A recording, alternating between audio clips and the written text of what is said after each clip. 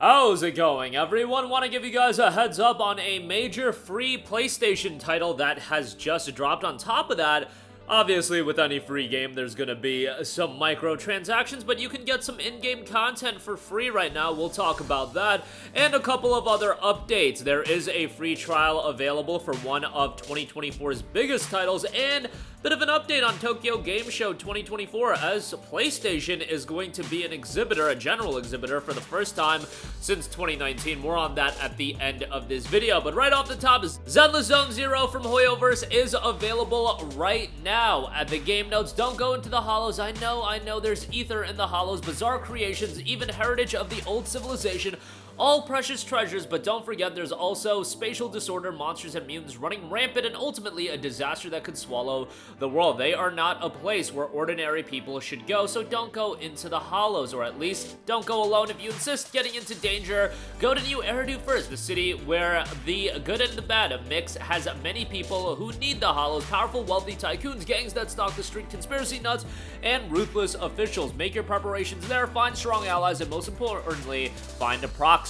ZZZ Zone Zero is the latest creation from one Hoyoverse, and it's an all-new 3D action game that takes place in a near future where the world plagued by a mysterious disaster known as the aforementioned Hollows. And if you jump on today, 4th of July, you can get some bonus content for free with a whopping 100 free pulls. Obviously, the Hoyoverse title's a bit of a gotcha element attached to them, of course, so there is a little bit of a RNG factor to it as well. But if you do play it right now, you'll get 100 free gacha pulls. This isn't going to be a game that obviously everybody is going to be incredibly excited about. I think the Hoyoverse audience has kind of been established. Some people will come in and out of the games, but yeah, the games can be a financial pit, so to speak, for some. So just keep that in mind. ZZZ Zone Zero, an all-new 3D action game from Hoyoverse, here to provide a thrilling combat experience. Build a squad of up to 3 and begin your assault with basic and special attacks. Dodge and parry to neutralize your opponent's counterattacks, and when they're stunned,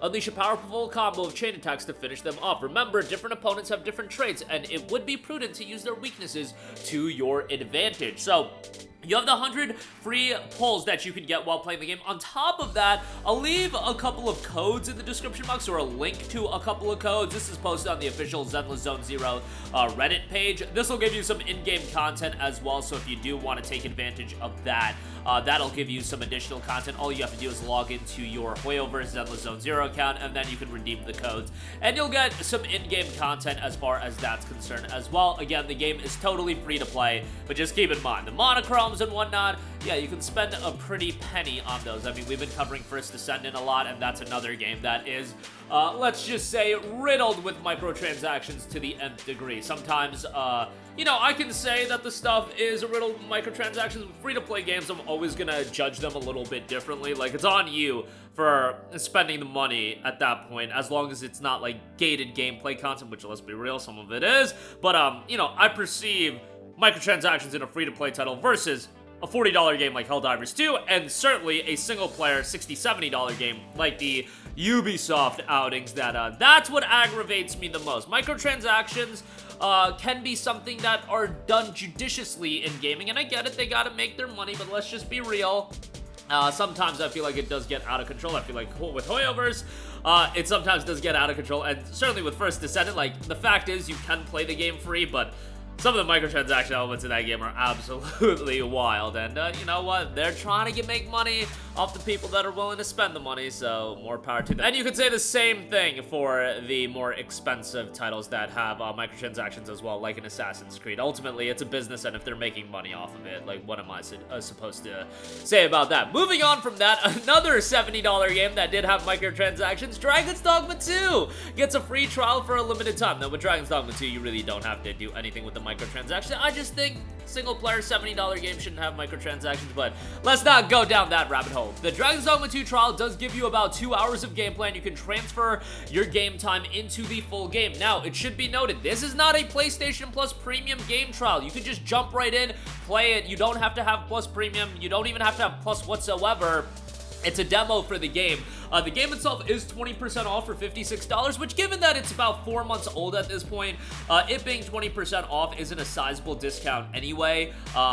I had my opinions on Dragon's Dogma 2. Look, I get it. This is a game that some people are absolutely gonna love, other people not so much. I was on the not so much category. Like, I appreciate it for what it was doing, being a little bit of a throwback, but yeah, I'm gonna just be straight up with you guys. It wasn't my cup of tea. It might be one of those games that I circle back to at one point, and one of those games that a lot of other people loved, and I personally just didn't. Alan Wake 2 is another game that falls into that category, and you know what other game falls into that category? The game that most people considered Game of the Year last year, 2023. We all have our subjective taste, and there's sometimes a game clicks with me and vibes with me more so than it did for the general audience, and the opposite is true as well. Dogma 2, Alan Wake 2, Baldur's Gate 3, I can go on and on. These games that are incredibly well received, that for me, they just weren't my cup of tea, but I can still assess that objectively, most people seem to enjoy it. So, you know, I'm only one opinion at the end of the day, and I try to give you guys the news and the updates and my personal subjective opinion. But nevertheless, Dogma 2, try it out for yourself. You might enjoy it a lot more than me, and you might enjoy it like a lot of other people enjoyed it. I got a lot of friends that really dug Dragon's Dogma 2 and appreciated what the game went for, and you might fit into that camp. Although, given that it's 4 months old, I feel like, you know, you've already waited 4 months.